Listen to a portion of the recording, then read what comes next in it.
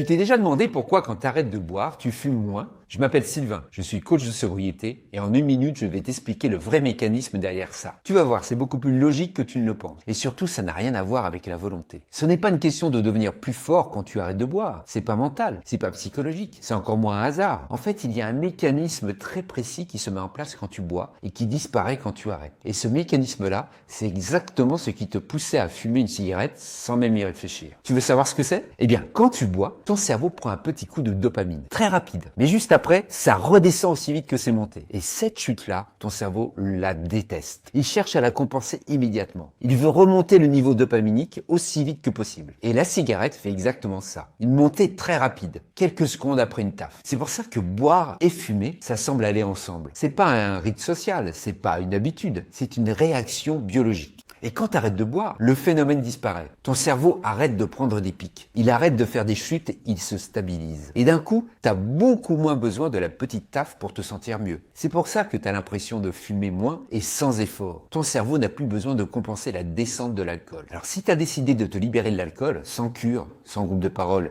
mais pas tout seul, clique sur le lien dans mon profil et fais ton bilan pour être contacté et voir si mon accompagnement est adapté à ta situation.